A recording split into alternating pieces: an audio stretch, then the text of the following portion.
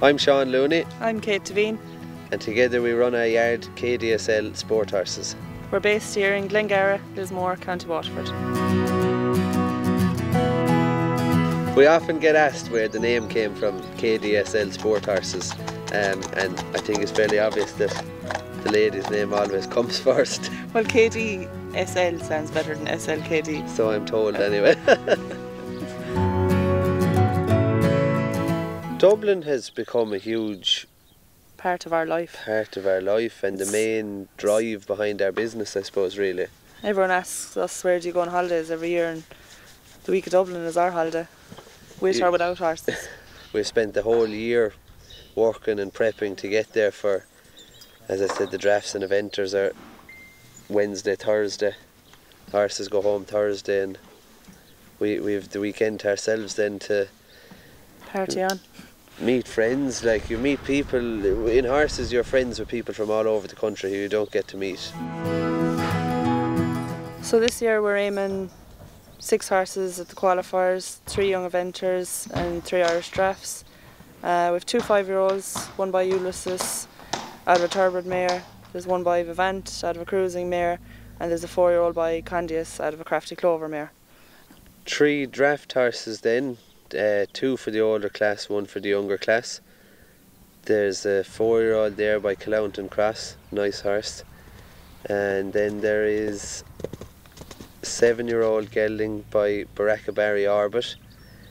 And there's an 8-year-old mare by Castlegar Fingrove. She was runner-up last year, so we said we'd go try and get back there and try and go another step this year. Even though we didn't live too far apart, Kate used to walk past me with her head in the air, and it took until mid-street one year for her to finally give in and talk to me. So much so, I suppose, when Sean messaged me on Facebook, I realised there was a message 5 years previous of, "Hi, how are you?"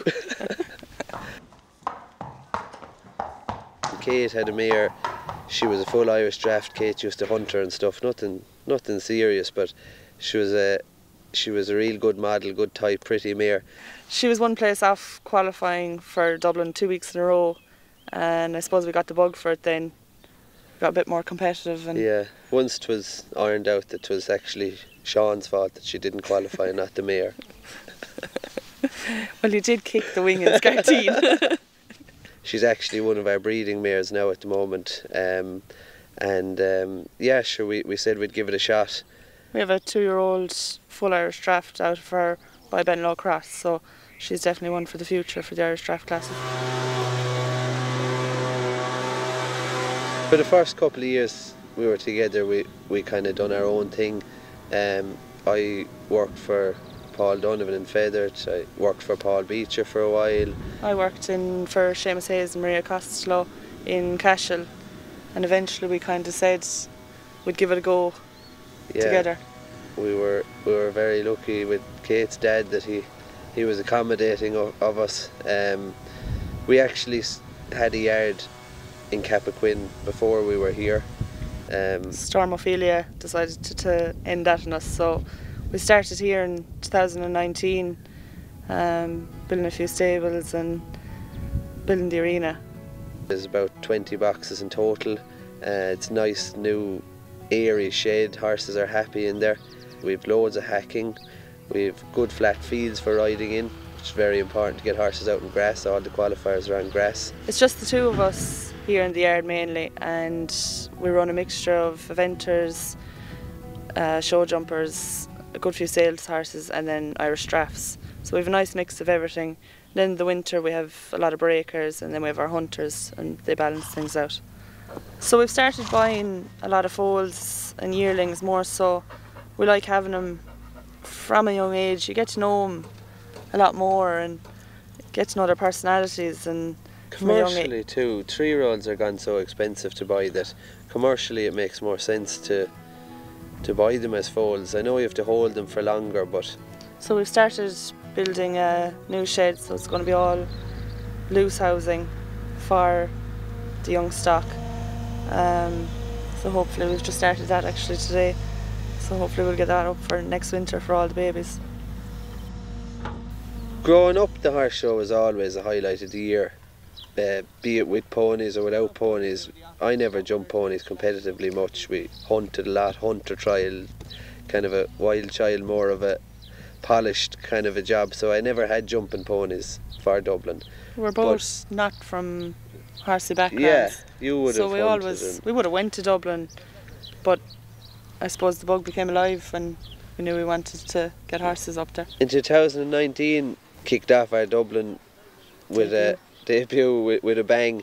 We won with a mare called Stormy Diamond Lady. She won the 7-year-old and over performance Irish draft class, and then she went off to win the overall championship, which was surreal really, I suppose, being first horse to ride in Dublin to go on and win. And I suppose when the mare went into the ring first, she actually started to spook at the deer. Did you? And me and the owners looked at each other and went, oh God, this is going to go so wrong.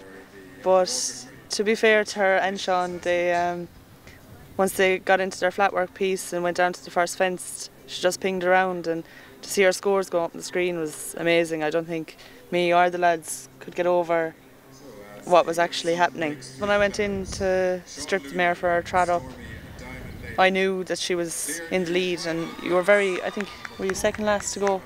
Maybe. Yeah. You were very near the end to go, and thinking to myself, will I tell him or won't I tell him? I said I won't tell him because sure as God he'll fall trotting the mare up or something.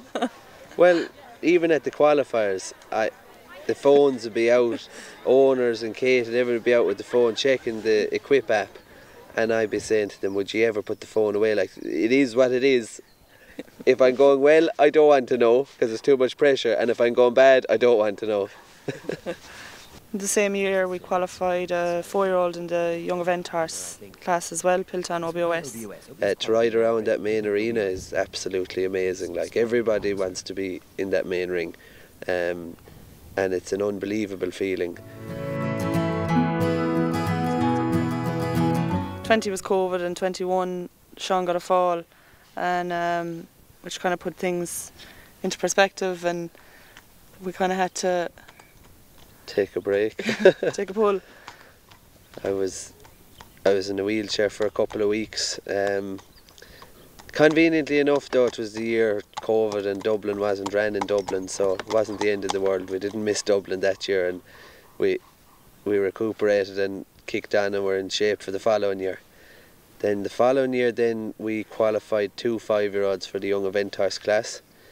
It was KDSL Touch Power and Mary Mangan's Ballinagore Maximus. I was extremely lucky and I suppose privileged to be asked to ride a horse for a woman like Mary and Jimmy. Mary and Jimmy are well known for training race horses, and even that year was it was our first year qualifying our own horse, so that made it special too.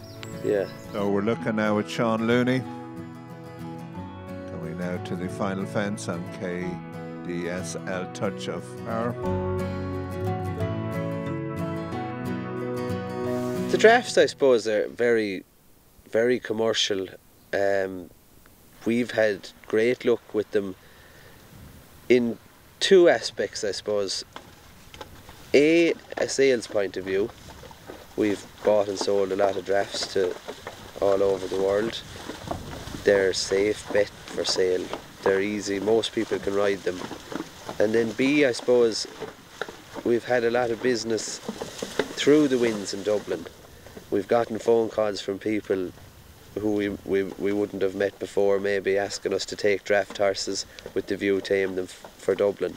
So there's two different aspects of the business, I suppose. They're so versatile, and the draft performance classes, like, it really pushes the Irish drafts to show what they really are. You know, they're qualifiers, they're not simple tracks, and you know, you have to have a good horse and a good brain for them to go around them qualifiers, and even to get to Dublin, the atmosphere, like, they have a great brain to cope with how busy Dublin is. We qualified a stallion for the 4 and 5-year-old performance class. The stallion belonged to Kieran and Marion, who we had success with. They were the owners of Stormy Diamond Lady also. So we were all back there again, and once again we said we wouldn't break tradition, and we went and we won again, which was just to be there with the same owners and the same everything, same team, if you like, and to go and win it again on a homebred that they bred themselves. For us as riders and producers, it is absolutely amazing, but I'm sure as a breeder it must be a huge sense of achievement to breed 2 Dublin winners. I suppose for us it was nice because it was our first horse in Dublin that we'd done absolutely everything with. We'd broken him, we'd started him off, and then to have that success with him was brilliant. You get them as 3-year-olds, like, and any 3-year-olds, they come in and they're weak and hairy, and you might have Dublin in view, and to see them transform from that into cantering around with a red sash in the Parade of Champions is unbelievable, to have them all the way up along. So then we had, same year we had Savannah herself. She was a mare in the older section of the Irish Draft Performance. She's owned by Lorna Ward, and Lorna was just so thrilled to qualify for Dublin, and like that she finished second in her division, so we were to be coming out of Dublin with a first and a second was unreal. It's all very well to talk about Dublin, we can all say we're going to go to Dublin and aim horses for Dublin, but you must qualify for Dublin, and to qualify for Dublin is not easy. The drafts there, 12 horses is all to qualify. That's 12 out of all the country. That's not an easy job to do. The event horses, 20 horses in each category from all the country. So Dublin is very prestigious when you get there, given that into account how little, and the quality, that's the top quality of drafts and the top quality of young event horses that you're competing against when you get there. I suppose from our point of view, at the end of the day, yeah, it's great to have the horses in Dublin and all the rest, but once we're producing them and doing them to the best of their ability, and everything goes to plan after that, to qualify and get to Dublin is just the cherry on top.